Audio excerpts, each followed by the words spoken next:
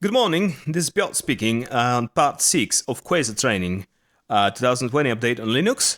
For a small recap, on part 5 we've been working mostly on configuration, and now in part 6 we kind of going back to what we've been doing in more or less part 4, which was then we've been performing some information exchange using cache variables, but that was in the direction from your motor controller or from whatever thing you want to attach to your OPC-UA server towards the address space. So in other words, from the OPC-UA server towards OPC-UA clients.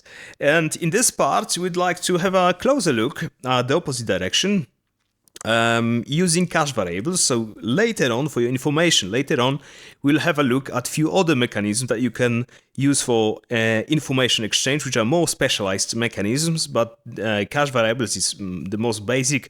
It's very simple to use, and it should be preferred whenever that is possible. So we will be talking about, or I'll be speaking about writing to cache variables and to, let's say, normal cache variables or regular ones and delegated cache variables.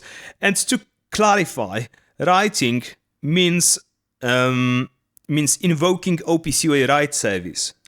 And that is what you do by a client request. So that clearly tells you that here we're talking about the direction from client to the server. So data transfer from a client to the server, and I kind of use the term write in a uniform way, so that always means that direction from the client to the server. Okay, so for a very small recap, when we left at part 5, I think we had this situation. We had a class with a few things already, but especially we had two cache variables. First one was rotational speed, and the second one was rotational speed set point. And the idea was so far that rotational speed is kind of from the server to the client, while the rotational speed set point is from the clients to the server. And that's why when we left off, you remember we said address space write is regular. Okay, so that meant that the clients can write to this variable. Okay, but when we've been working on this, and that goes back to the, I think, part 2 or part 3, I don't remember, but you will find it there. You were given a choice of 3 possible options. So forbidden clearly, I think it's rather obvious, means this is a read-only item, but then you have regular and delegated. So I'm now focusing on regular, and in a few minutes we'll go to delegations. So let's talk about regular. Okay. When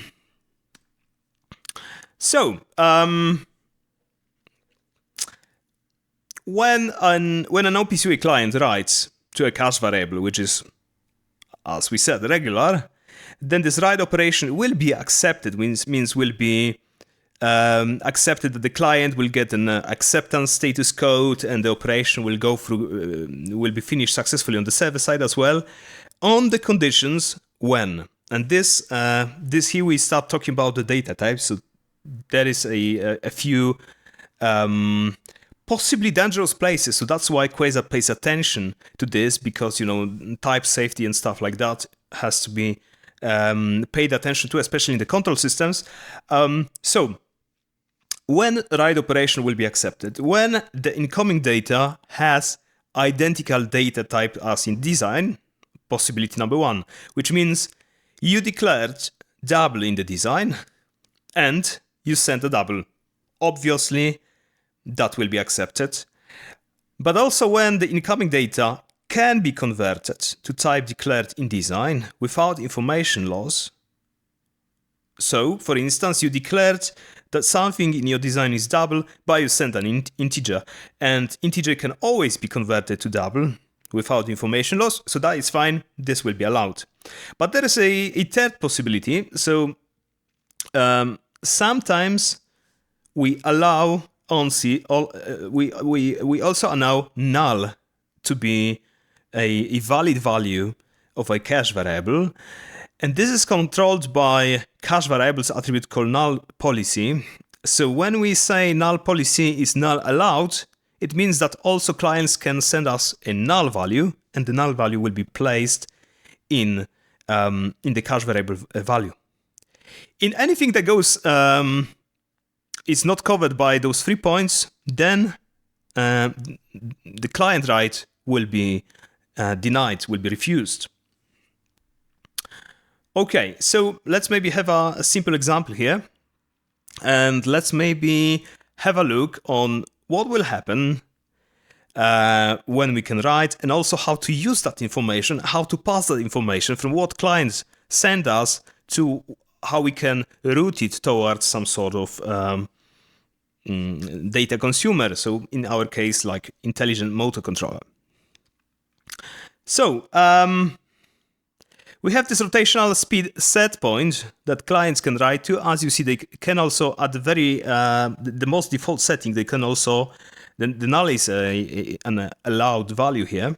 So we do allow nulls to happen, which means they can be stored, can be sent. And as you remember, we had a device logic for motor, and we've been so far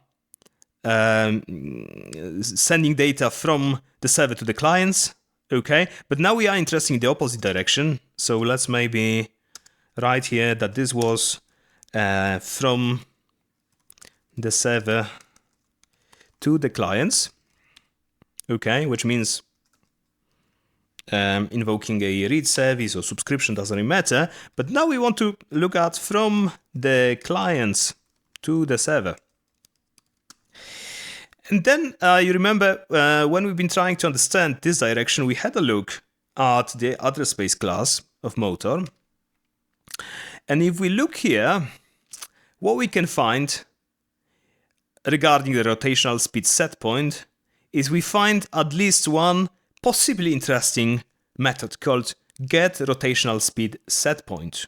Okay, get rotational speed set point. Since rotational speed set point was declared as a cache variable, then by Quasar architecture, get rotational speed set point is generated for you by Quasar, and you can use it to take the value of the cache variable from within the server, so like from any code that runs inside the server.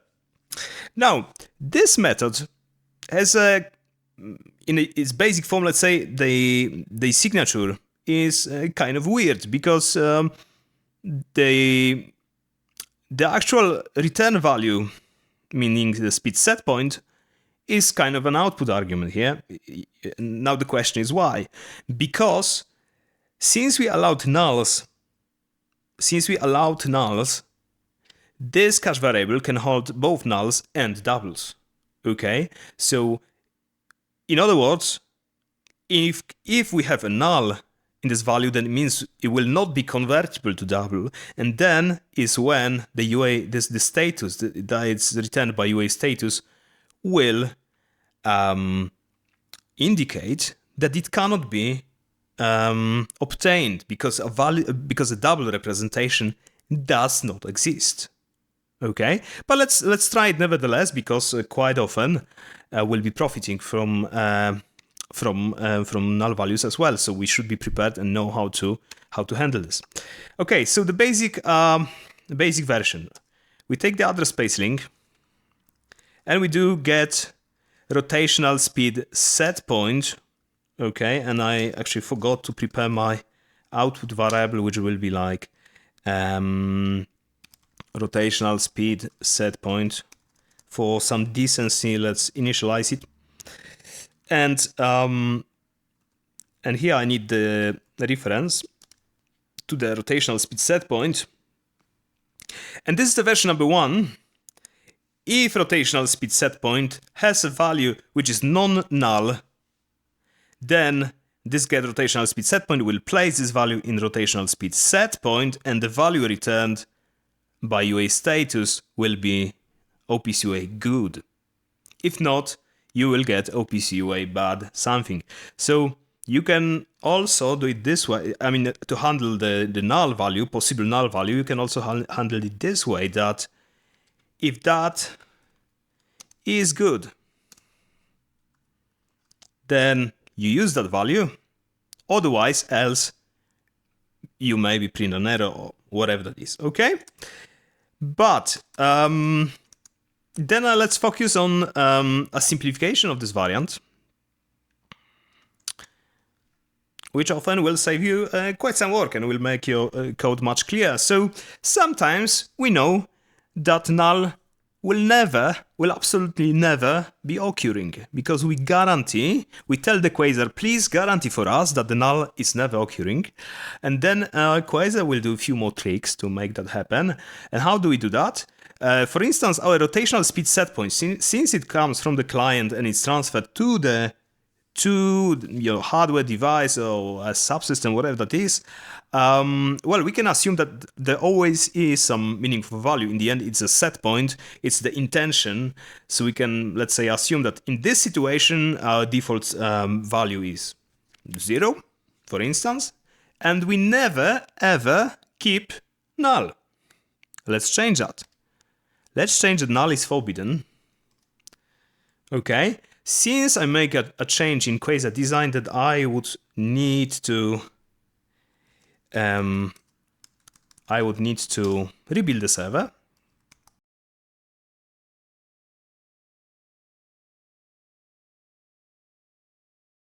We've rebuilt the server. Now let's have a look. What is there any change? And I tell you there should be, because, yeah, exactly. This is the new thing that we obtained. And Quasar even tells you that it generated it because null policy is null forbidden, and it's called a short getter. So it's another variant of get something, and the short getter is now has a bit simplified signature. It's get rotational speed set point.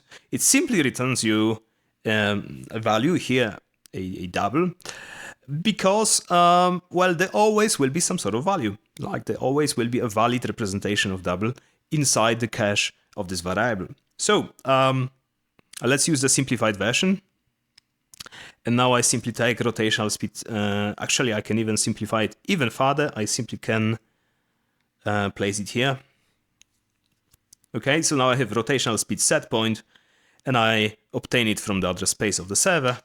And I can, for instance, print it just to demonstrate to you. Sorry, update. Set point equals and rotational speed set point. Okay. So let's try to build it. And let's see what happens. So I'm running my server. And what I can see is it tells, all right, set point is 0. That is expected. And now I run UA expert.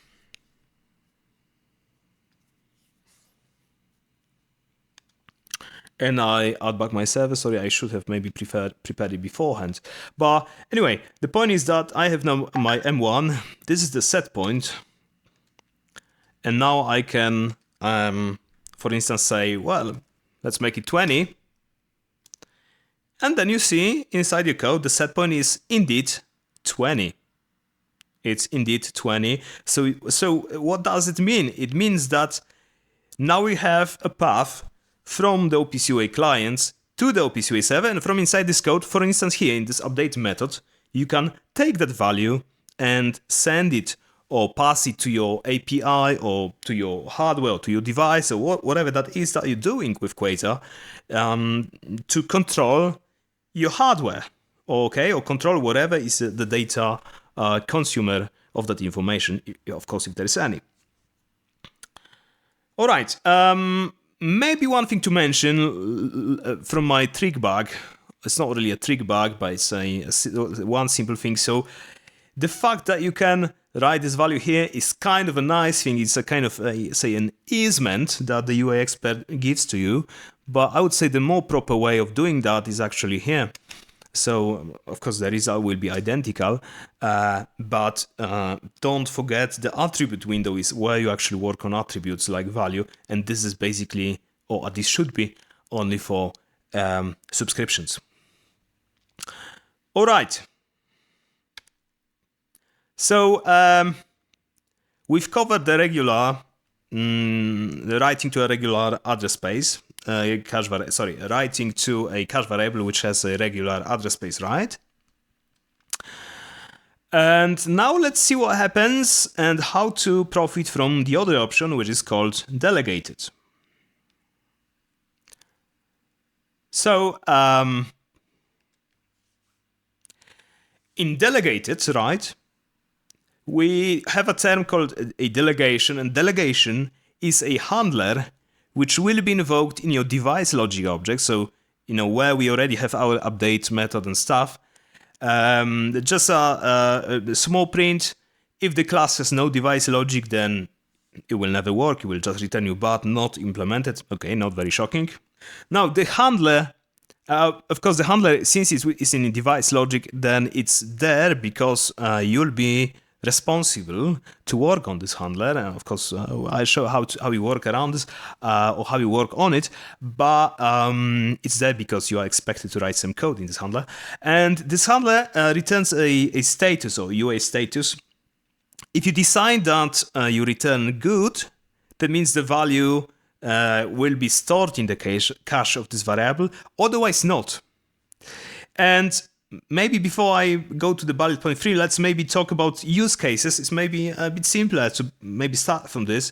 So we have this handler because, for instance, we want to do validation of the data that comes from the clients. Like we want to do a range check, or we want to do the type check, or this or that, and only accept the value when it matches a condition defined or conditions defined by us. So that's why the handler returns a UA status, and you can tell in your code, okay, I accept and I return good, and it looks like a legit write, or I decide it's not. It should be refused or denied. Also, some people, and it's entirely legal on certain conditions, you can invoke additional code from this handler, but remember, on the condition that your additional code is non-blocking, okay? Because the handler runs in the context of the OPC-UA protocol stack, so whatever time you take from this will impact the processing of the OPC-UA requests, and even worse, if you make it blocking, you will simply kill your OPC-UA communication, at least for some time. Okay, so let's have a look at this. At the delegations. So what I'll do now is I will convert from regular to delegated. Okay. A change of design. So I will rebuild my server. But what happened is, of course, I knew it would happen. But what happens is, well, I cannot build it because now Quasar expects that in our device logic there is something, it's a delegate, and the delegate name should be right rotational speed set point, small correct accent, I think. But it's not there, And so before you start thinking how to actually, how shall it look like, I can tell you, you don't do this by hand. You ask Quasar to help you out a bit with adding a respective handler, and you do it by generating the device logic. It's exactly like we did for the initial generation of the device logic, but now we'll generate it again to make up for the newly added elements. So what I will do, generate device motor, and now what happens is a div tool runs. And the div tool will ask you, hey, what you want to take from the new version? Sometimes it's a bit tricky, sometimes not. I think one day we'll actually significantly improve it. There are plans for this. But let me teach you a nice recipe to how to actually work on that. So you can, if you do a step by step. So here you added just a delegate. What you can accept means you take from the panel B, from the rightmost panel, you take the new generation date. By the way, key shortcut for this is Ctrl+2, at least on the default KD3. And then you can also take the delegate, and you even see that there is a place for the delegators, okay? So you can take the delegate, which is again Control 2. So I'm taking the new version from B, and everywhere else I'm just taking a version A, which means, you know, whatever you code so far will be preserved. And the same for the body. I'm taking the date, the new date, and I'm taking the handler, and everywhere else I choose A, which is the default, right? Okay, so here I took A. Sorry, I was wrong. Sorry, I think I clicked something wrong. So what I wanted to say is I take I take B here, but and also on the date I take B, right? Here you can see, and B is the new version, and then everywhere else for all unsolved conflicts I take A. Okay, that should be more correct. Okay, so I close it, and now my device logic was updated. Let's first have a look. So now we see I have right rotational speed set point. It's already in my device logic, and I can say the handler is also there, which is pretty nice. So let's first try to see if my server compiles.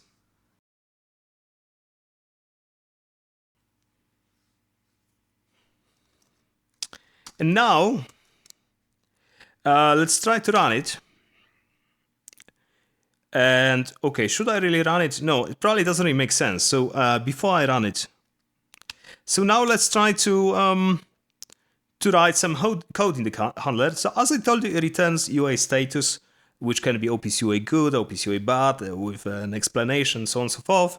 And let's say my intent here is, or my primary intent, since the information about the rotational speed set point comes from OPC-UA clients, which are of course in a distributed system, you know, maybe bit less trusted and stuff like this, I want to validate if the clients, well, they might be possibly sending some, let's say, illegal data or some, you know, erroneous data, whatever. So I want to prevent myself, I want to protect myself from having that. So I will perform a range check here, since we're talking about the rotational speed set point, and rotational speed, you know, can't be infinite, let's say. So I will filter out some crazy values. So I say, for instance, whenever it's more than 1000 RPMs, then I will return OPC-UA bad out of range, for instance. And also, let's say I will cover myself or protect myself from a negative rotational speed set point. So say the server cannot really rotate in opposite direction. So it doesn't make sense to have, sorry, why did I say this? 0. And then I will again return OPC-UA bad out of range. Bad out of range. Then you can also say here in the log, you can log it or whatever, such that it's easier for the end user to work with a server written like that. And otherwise, I'm returning OPC-UA good, okay? Which means any value from 0 inclusive, from 1000 inclusive should be legal, and any other value will be considered illegal or out of range. Okay, this is saved. So I'm rebuilding the server.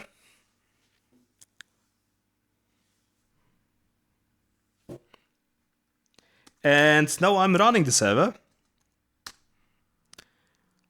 Now let's see what happens. So from UA Expert, I'm trying to, so this is our rotational speed set point. So let's say a client is telling, okay, now spin up the motor to 10 RPMs. Okay, and told me that's good. And again, 100, that's good. But if I say like spin it up to whatever it is, like 1 million RPMs, our server said, sorry, it's out of range. And the value was preserved, the old value was preserved here, okay? As well as I can say, minus 40. And again, it told me, well, sorry, out of range, okay? And as you see, everything else we said about cache variables, so especially like like how to read, it still holds. So you see, even though it's delegated, I of course see my set point of 100 because this is the value currently held by the cache variable. So range check is of course an example. You can have multiple ranges here. You can have whatever mathematical conditions or analytical, or you can compare that with your database. You know, there's thousands of possibilities how you can use the delegations here. And of course, if you, as we already said, if you have a remote system that is, you know, behind your server, like you have to do a TCP/IP to talk to your motor controller. This is not the right place to do that, because TCP/IP could mean you're gonna do some blocking communication, like waiting for a reply or whatever. And of course, there are much better places to do communication. But for anything else that is non-blocking, especially, you know, even sending a UDP packet or whatever that could be, this is acceptable to put it also as a possible use case of a cache variable delegate. And voila. So small recap. So we covered the regular cache variables. Okay, the regular cache variables, the value we could obtain by simply asking the address space to give us the value. The same holds for delegated, with the additional delegate. So the code that we can write ourselves to handle an OPC-UA client write. The conditions, well, the client will always see if the write was good or write was out of range. And voila, see you in part 7.